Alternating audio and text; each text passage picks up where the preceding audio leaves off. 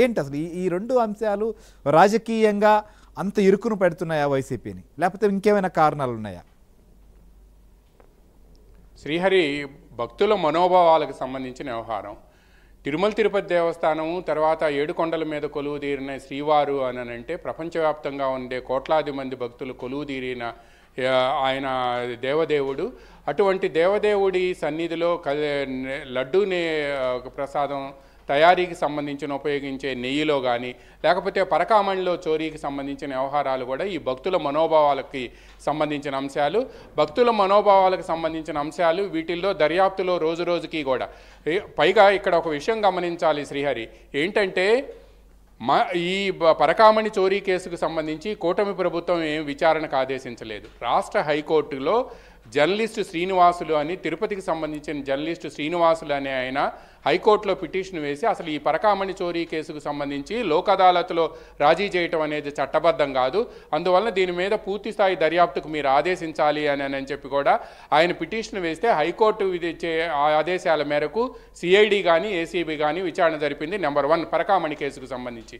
Number 2 ఏంటంటే లడ్డూ ప్రసాదం తయారీకి సంబంధించి ఉపయోగించే నెయ్యిలో కల్తీ జరిగింది అనే అంశానికి సంబంధించి టీటీడీ చైర్మన్గా పనిచేసిన వైవి సుబ్బారెడ్డి సుప్రీంకోర్టుకి వెళ్తే సుప్రీంకోర్టు రాష్ట్రంలో ఉండే ఇన్వెస్టిగేటింగ్ ఏజెన్సీ సిఐడి రాష్ట్రానికి అనుకూలంగా పనిచేస్తుంది కాబట్టి అలా కాదు అని చెప్పి ఆయన కోరిక మేరకే సిబిఐ ఆధ్వర్యంలో సుప్రీంకోర్టు పర్యవేక్షణలో సిట్టు బృందాన్ని ఏర్పాటు చేసి ఇప్పటికి దాదాపుగా 30 నుంచి 40 మందిని వరకు అరెస్ట్ చేయటమే కాకుండా ఛార్జ్షీట్ కూడా ఫైల్ చేశారు.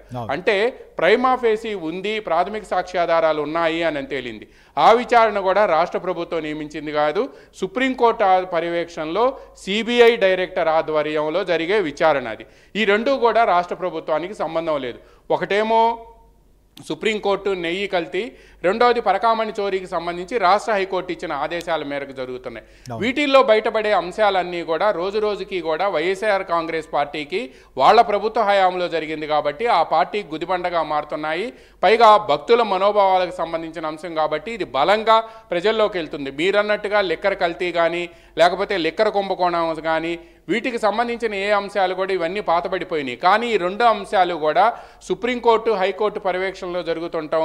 వైఎస్ఆర్ కాంగ్రెస్ పార్టీకి సంబంధించిన కొంతమంది నేతలకు ప్రమేయం ఉంది అని చెప్పి సందేహంతో సిఐడి విచారణకు పిలిపించిన నేపథ్యంలో టీటీడీ చైర్మన్లుగా పనిచేసిన బోమన కరుణాకర్ రెడ్డి కానీ వైవి సుబ్బారెడ్డి కానీ అప్పుడు పనిచేసిన ఈవో ధర్మారెడ్డిని కానీ అక్కడ పనిచేసిన అధికారులను కానీ వీళ్ళందరినీ కూడా పిలిపించటం, అదేవిధంగా కల్తీ నెయ్యి కేసుకు సంబంధించి ప్రొక్యూర్మెంట్ జిఎంని అరెస్ట్ చేయటం, ఈ వ్యవహారాలన్నీ కూడా రోజు రోజుకి కూడా బలంగా ప్రజల్లోకి వెళ్ళటం, భక్తుల మనోభావాలు దెబ్బతింటాం, ఈ మొత్తం కూడా వైఎస్ఆర్ కాంగ్రెస్ పార్టీ చుట్టూ కూడా తిరగటంతోనే నిన్న జగన్మోహన్ రెడ్డి ప్రెస్ మీట్ పెట్టి దాన్ని సమర్థించుకునే ప్రయత్నం చేశారు అనేది కూడా వైసీపీతో పాటు తెలుగుదేశం పార్టీ కూటమి పక్షాలు కూడా అభిప్రాయపడుతున్నాయి.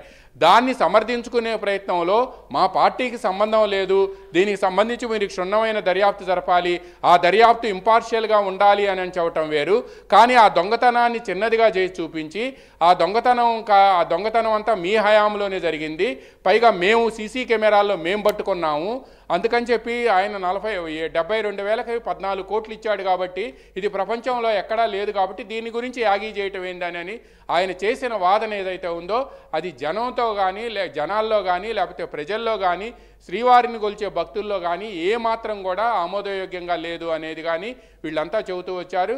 ఇదంతా తమ చుట్టూ చేరుతుందనే ఉద్దేశంతోనే తమకు ఇదంతా కూడా తమకు అప్రతిష్ట తెచ్చిపెడుతుందనే ఉద్దేశంతోనే నిన్న జగన్ బయటకు వచ్చి చేసిన వాదన కూడా బూమ్రాంగ్ అయింది అని కూడా కూటమి పక్షాలు చెప్తూ ఉన్నాయి. చివరికి మనం చూసాం, అప్పన్న అనే ఎవరైతే వైవి సుబ్బారెడ్డి పిఏగా ఉన్నారని చెప్పారో అతన్ని సీఎం ఆదేశాల మేరకు ఢిల్లీలోని ఏపీ భవన్లో నియమించాలి అని చెప్పి కూడా వైసీపీ ప్రభుత్వం జారీ చేసిన జీవోను కూడా కొద్దిసేపటి క్రితమే టీడీపీ జాతీయ అధికార ప్రతినిధి పట్టాభి తిరుపతిలో జరిగిన మీడియా సమావేశంలో వెల్లడించారంటే ఆయన నిన్న ఏదైతే ఆ అప్పన్న ఎవరో నాకు తెలియదు, ఆ అప్పన్న ఎవరు అని చెప్పి పక్కనున్న మీడియా వాళ్ళని పార్టీ నేతల్ని ఎవరతను అప్పన్న అని, పైగా అతను వేమిరెడ్డి ప్రభాకర్ రెడ్డి అని చెప్పటం, ఇవన్నీ కూడా ఈరోజు పట్టాభి జీవో బహిర్గతం చేయటంతో ఒక్కసారిగా అవి కూడా బూమ్రాంగ్ అయినాయి అని కూడా పార్టీ నేతలు అంటున్నారు. శ్రీహరి రైట్, మీరు అన్నట్లుగా ఖచ్చితంగా ఇది అంటే శ్రీవారి భక్తులు హిందూ సంబంధించినటువంటి అందరి యొక్క మనోభావాలతో కూడుకున్న అంశం ఒకవైపు అయితే